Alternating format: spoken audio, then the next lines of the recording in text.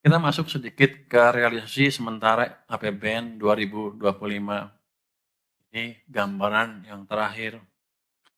Dalam kondisi yang volatile di tahun 2025, APBN menjadi instrumen kebijakan yang antisipatif dan responsif menghadapi perkembangan dinamika global dan domestik.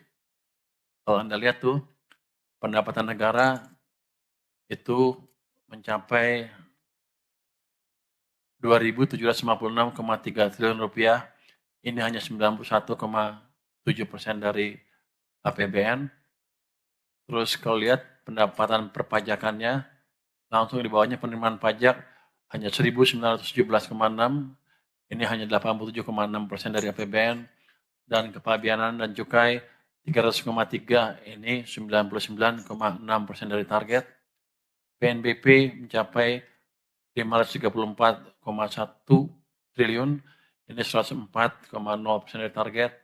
Penerimaan hibah itu 4,3 triliun rupiah, ini 733,3% dari target. Sementara belanja negara, Anda lihat, mencapai 3.451,4 triliun rupiah, itu 95,3% dari target. Pemerintah pusat mencapai 2.602,3 triliun, itu 96,3% dari target. Dan belanja kementerian lembaga 1.500,4, itu 129,3% dari target. Belanja non-KL 1.102 triliun rupiah, 71,5% dari target. Transfer ke daerah kita salurkan 849,0 triliun rupiah atau 92,3%. Kalau Anda lihat di sini, kalau kita lihat dari presentasi dari APBN-nya, yang pendapatan negara kan hanya 91, sedangkan belanja 95,3. Anda pasti nanya kenapa nggak dipotong belanjanya, supaya defisitnya tetap kecil. Tapi kita tahu kan, ketika ekonomi kita sedang mengalami downturn, turun ke bawah, kita harus memberikan stimulus ke perekonomian. Ini wujud dari komitmen pemerintah untuk menjaga ekonomi tetap tumbuh secara berkesinambungan tanpa membahayakan APBN. Walaupun defisit membesar ke 695,1 triliun, itu lebih tinggi dibanding APBN yang sebesar 606,2. Tapi kita tetap jaga, pastikan bahwa defisitnya tidak di atas 3%.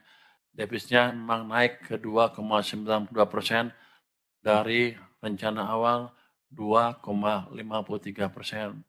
Ini tadi dengan misi untuk menjaga ekonomi tetap bisa berekspansi di tengah tekanan global yang tinggi.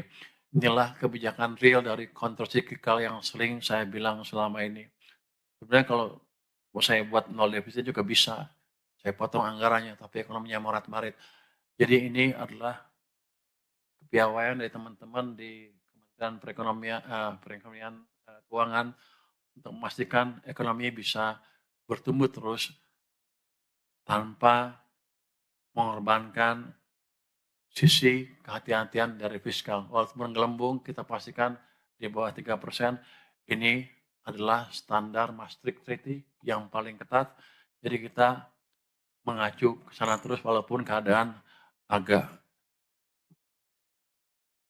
menekan kita. Apa yang program prioritas serta tata kelola yang terjaga selama ini kita jaga terus, sehingga di akhir tahun defisit seperti saya bilang tadi tetap di 2,9%, tanpa menghilangkan stimulus yang diperlukan oleh perekonomian, sehingga masyarakat kita tetap bisa menikmati ekspansi ekonomi di tahun 2025 yang lalu.